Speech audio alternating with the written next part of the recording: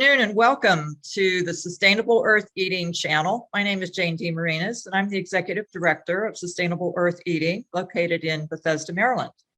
My guest today is Seth Goldman, who has helped disrupt and transform the alt meat industry as Executive Chair of Beyond Meat, now moving into vegan snacks with Eat the Change, and also Plant Burger, a restaurant chain, and after launching Honest Tea.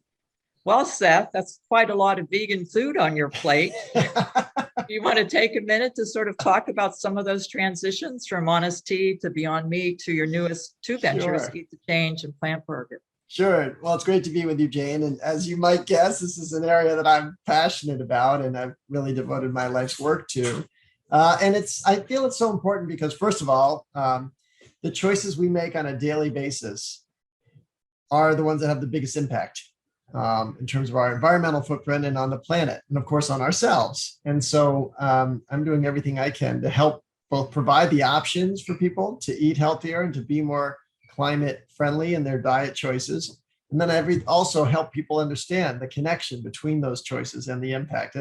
And what's so neat about the work that I get to do is that all these brands we've created are very personal. People really relate to them. And so they become part of people's lives. You obviously you're eating a food, but you're eating it from a certain provider. And so to the extent we can become trusted and relied on and help people navigate their way in the world in a way that aligns with their values, that's not just important for their diet, it's important in the way we live, to be intentional. And so really being this a trusted partner for people. And hopefully it starts with their food and then it leads to other choices and behaviors as well. I couldn't agree with you more, Seth. And also just want to thank you. As a vegan, it was great to start getting more options like the Beyond Meat and Impossible burgers. Before that, it was bean burgers. I'm a 20-year vegetarian. So, I've been at this quite a while.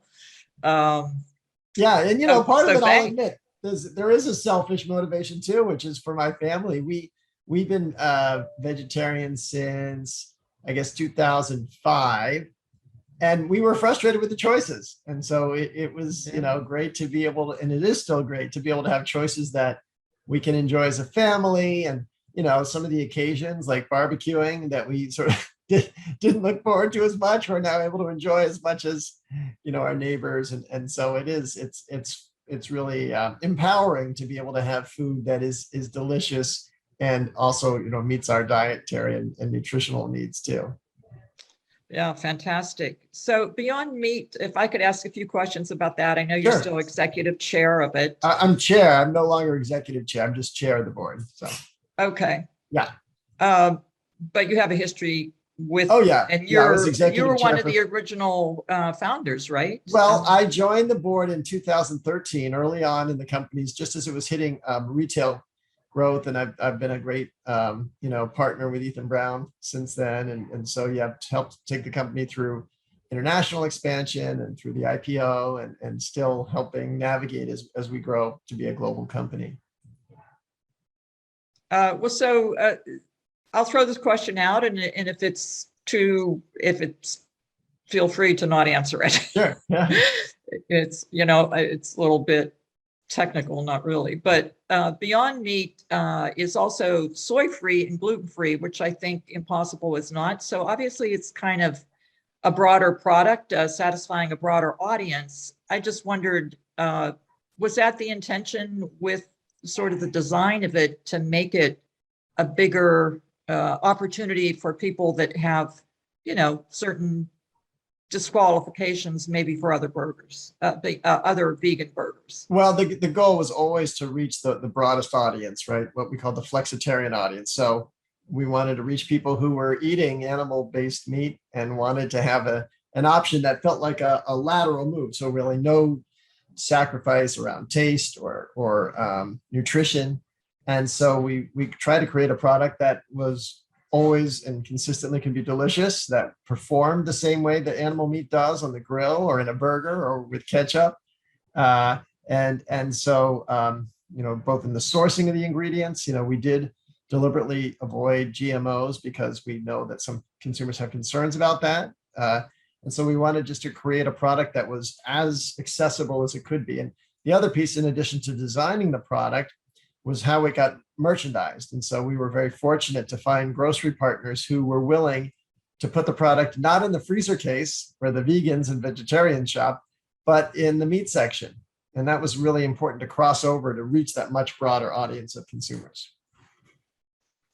I also like the packaging in that it doesn't seem like it's using as much packaging, and the packaging is smaller.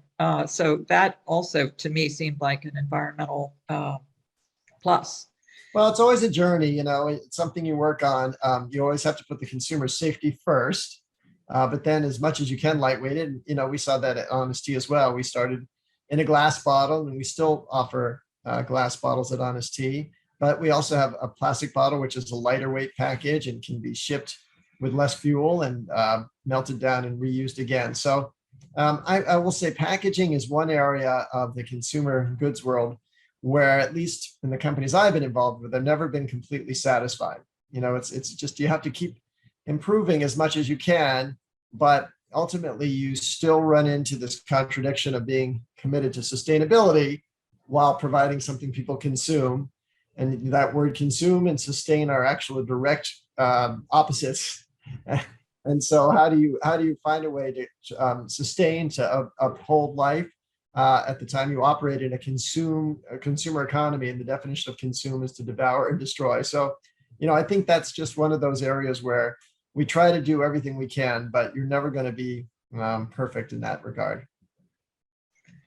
Well, so now you've shifted to a new venture, Eat the Change, and you're getting into the kind of the snack food business. And I've tried to order these, or I have ordered these on Amazon. So I was pleased to find them. I think it was I think they're on Amazon. Yeah, we're on Amazon. Yeah. And I haven't gotten them yet, so I'm eager to get them. But could you talk a little bit about the challenges and the differences in producing that kind of product versus, you know, Beyond Meat or the Honest Tea? Sure. Well, when we were designing Eat the Change, first let me talk about what the name and how we got there. So as you mentioned, I've been a co-founder of Plant Burger.